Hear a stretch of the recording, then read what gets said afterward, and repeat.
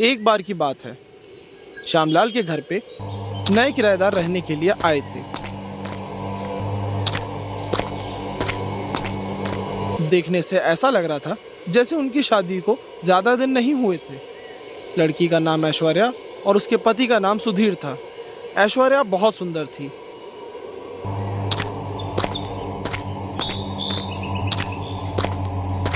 और उसकी खूबसूरती के चर्चे पूरे गांव में धीरे धीरे होने लगे थे। पर किसे पता था, जो जैसा दिखता है वैसा होता नहीं। मैं सबको बता दूंगा कि तुम कौन हो।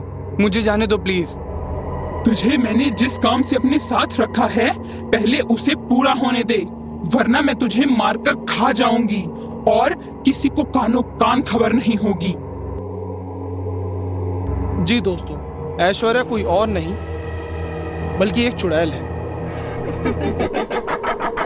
जो इस गांव को अपना शिकार बनाने के लिए आई है। और किसी को उसके ऊपर शक ना हो, इसलिए बेचारे सुधीर को रास्ते से उठाकर अपने पास बंदी बनाकर रखी हुई है।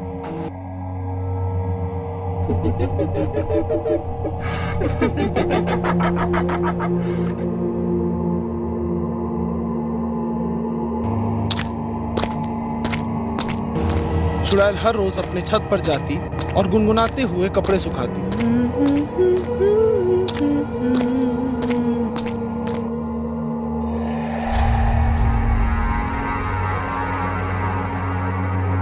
उसकी खूबसूरती देखने के लिए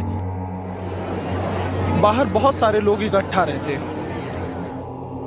और चुड़ैल हमेशा उनमें से एक को अंदर बुलाती और अपना शिकार बनाती थी।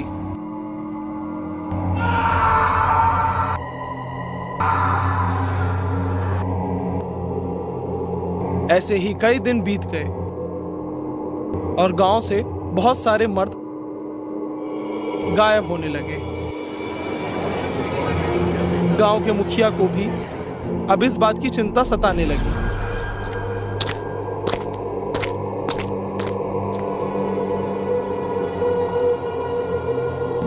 मुझे तो लगता है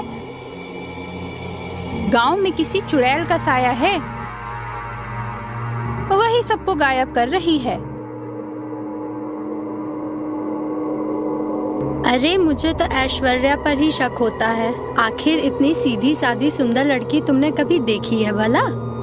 अरे तुम लोग कुछ भी बोलती हो, ऐसा कैसे हो सकता है? उसका पति तो हमेशा घर पर ही रहता है, उससे इतना प्यार जो करता है।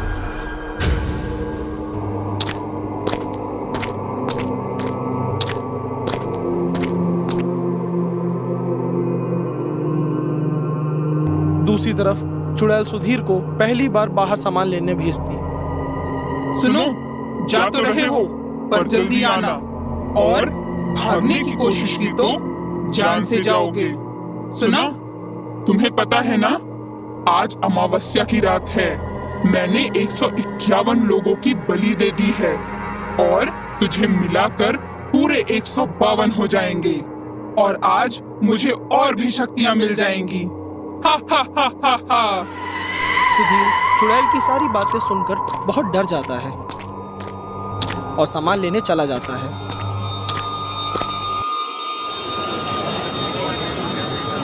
कि तभी वो सरपंच के घर के बाहर लगी भीड़ को देखता है और सारी बातें सुन लेता है। सुधीर को अपनी जान बचाने का एक मौका नजर आता है और वो सरपंच को सारी बातें बता देता है।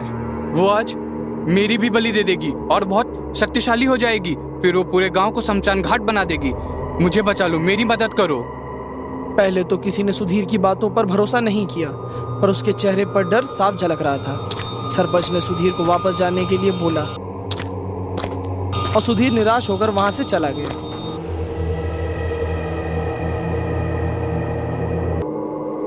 उसी रात चुड़ैल ने बलि की तैयारी की और सुधीर के हाथ पैर बांधकर बिठा दिया। सुधीर बिना रुके अपनी जिंदगी की भीख उस चुड़ैल से मांगे जा रहा था। पर चुड़ैल बस हंसे जा रही थी। श्श, रो क्यों रहे हो? मैं तो तुम्हें हमेशा के लिए आजाद कर रही हूँ। तुम्हें तो खुश होना चाहिए।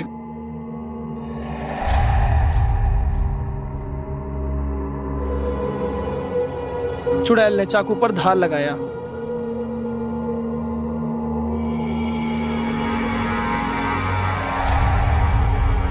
और जैसे ही उसने चाकू सुधीर के गले पर रखा, सरपंच बाकी गांव वालों के साथ चुड़ैल के घर पे आ गया। सारे गांव वालों ने चुड़ैल को पकड़ लिया और सुधीर को चुड़ैल के चंगुल से बचा लिया। देखो तो, ये है इसका असली चेहरा।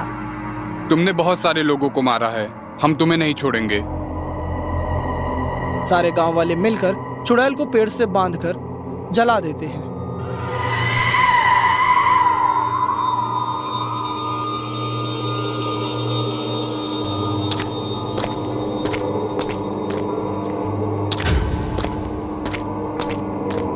और चुड़ैल के घर में जितने लोगों की मौत हुई थी, सबकी आत्माएं मुक्त हो जाती हैं।